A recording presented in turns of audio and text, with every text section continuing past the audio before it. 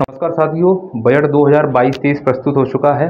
22 और 23 का अर्थ समझना, जो हमारा वित्त वर्ष है वो 1 अप्रैल से शुरू होता है और 31 मार्च को खत्म होता है। यानी 2022 में 1 अप्रैल से यह बजट लागू होगा और 2022 के दिसंबर तक माना जाएगा। जैसे ही दिसंबर खत्म होगा 2023 लग जाएगा और 2023 के केवल और केवल 3 महीनों को इसमें शामिल किया जाता है। इसीलिए इसे हम 2022-23 का बजट कह रहे हैं।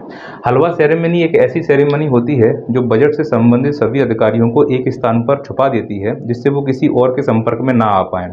लेकिन इस बजट में भारत के इतिहास में पहली बार ऐसा हुआ है कि हलवा सेरेमनी हो ही नहीं है।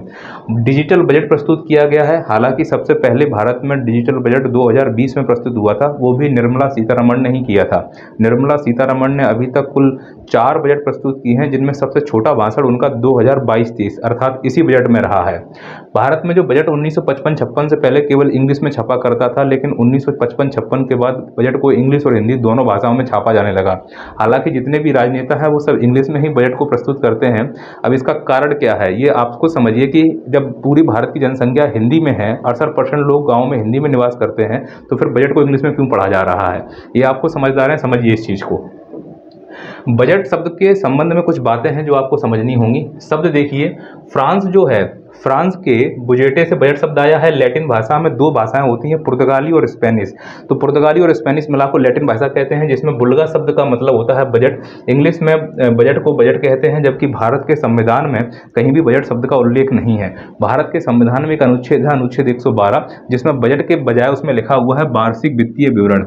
यानी कि भारत सरकार में कितना पैसा आया, कितना पैसा गया, इसे ही बजट माना जाता है। लेकिन इसे वार्षिक वित्तीय विवरण के नाम से जाना जाएगा। हमारे संविधान में इसको इस नाम से जाना जाता है। भारत का पहला बजट अगर आप देखेंगे तो 7 अप्रैल 1860 को जेम्स विल्सन के द्वारा प्रस्तुत किया गया था। यह ब्रिटिश अर्थशास्त्री थे। लेकिन अगर मैं आपको यहाँ पर बताना चाहूँ तो 1867 से पहले जो भारत का वित्त वर्ष था वह था 1 मई से लेकर 30 अप्रैल। लेकिन जो वर्तमान में वित्त वर्ष प्राप्त होता है वो 1867 के बाद माना गया है, जो कि 1 अप्रैल से लेकर 31 मार्च है। स्वतंत्र भारत का पहला बजट पेश करने का अधिकार, स्वतंत्र भारत का मतलब 1947 के बाद आर.के. सन्मुख शेट्टी के द्वारा प्रस्तुत किया गया था। इन्होंने 26 नवंबर 1947 को स्वतंत्र भारत का पहला बजट प्रस्तुत किया था। इनकी विशेषता यह है कि पहली बार भारत में अंतरिम बजट पेश करने का श्रेय इन्हीं को दिया जाता है। आगे हम चलते हैं गणतंत्र भारत का। यहाँ गणतंत्र भारत का मतलब है 26 जनवरी वाला कॉन्सेप्ट। तो गणतंत्र भारत का पहला बजट पेश करने का अधिकार जो था वो जॉन मथाई को दिया जाता है और यह 28 फरवरी 1950 में इनके द्वारा यह बजट प्रस्तुत किया गया था। सबसे लंबा बजट भाषण किसका था, तो पूरे भारत के बजट के इतिहास में सबसे लंबा बजट का भाषण दिया था निर्मला सीतारमण ने। 2 घंटे 42 मिनट यह उन्होंने दिया था। निर्मला सीतारमण भारत की पहली पूर्णकालिक वित्त मंत्री मानी जाती हैं। हालांकि इससे पहले भारत की पहली महिला वित्त मंत्री इंदिरा गांधी को कहा जाता है, लेकिन इंदिरा गांधी अल्पकालिक वित्त मंत्री थी। इंदिरा गांधी प्रधानमंत्री की रहने के साथ साथ वित्त मंत्री का पद संभाले थी, इसीलिए इन्हें अल्पकालिक वित्त मंत्री कहा जा रहा है। हालांकि पहली महिला वित्त मंत्री अगर ऑप्शन में आता है तो इंदिरा गांधी ही लगा के आना है।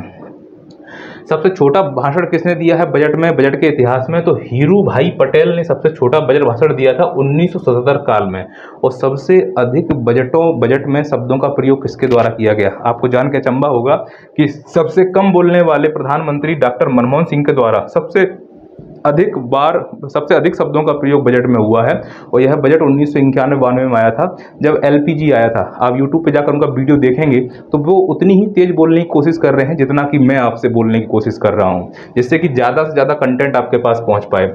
मनमोहन सिंह एकमात्र ऐसे प्रधानमंत्री थे जो भारत में आरबीआई के गवर्नर भी रहे और भारत के वित्त मंत्री भी रहे और भारत के प्रधानमंत्री भी रहे। जब वो आरबीआई के गवर्नर थे तो 1982 से लेकर 85 तक थे, तो प्रधानमंत्री इंदिरा गांधी और प्रधानमंत्री राजीव गांधी दोनों के कार्यकाल में उन्होंने काम किया था।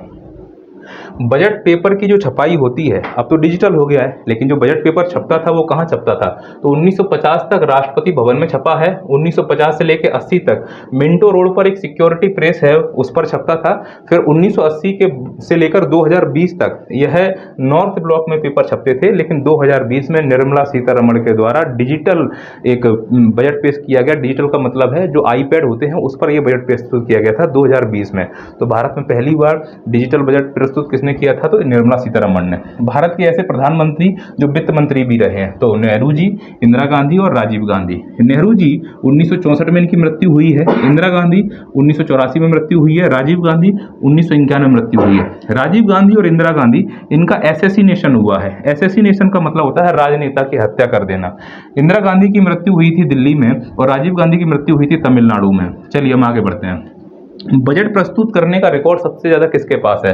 मोरारजी देसाई ने कुल 10 बार बजट प्रस्तुत किया है, 6 बार वित्त मंत्री के रूप में, 4 बार उप प्रधानमंत्री के रूप में और 2 बार अंतरिम बजट प्रस्तुत किया है। दूसरे नंबर पर आते हैं चिदम्बरम और तीसरे नंबर पर आते हैं प्रणब मुखर्जी और चौथे नंबर पर आते हैं यशवंत सिन्हा साहब। मोरारजी देसाई एकमात्र ऐसे प्रधानमंत्री या वित्त मंत्री थे जिन्होंने अपने जन्मदिन पर, यानी 29 फरवरी को, इनका जन्मदिन 4 साल में एक बार आता है, इन्होंने यह बजट प्रस्तुत किया था। आगे हम चलते हैं तो देखते हैं वर्ष 2000 जो बजट है वो शाम को 5 बजे प्रस्तुत किया जाता था। वर्ष 2001 में इसका समय बदलकर सुबह 11 बजे कर दिया गया और 2017 में 28 फरवरी को पेश होने वाला बजट 1 फरवरी से पेश किया जाने लगा। 1921 में एक वर्थ कमेटी बनी थी जिसने यह सलाह दी थी कि आम बजट को रेलवे बजट से अलग कर दिया जाना चाहिए, तो 1924 में आम बजट को रेलवे बजट से अलग कर दिया गया और 2017 में वित्त मंत्री अरुण जेटली के द्वारा आम बजट को रेलवे बजट के साथ मिक्स कर दिया गया। तो ये है भारत में बजट का इतिहास। हम अगली क्लास में बात करेंगे बजट के सामान्य परिचय पर। जय हिंद।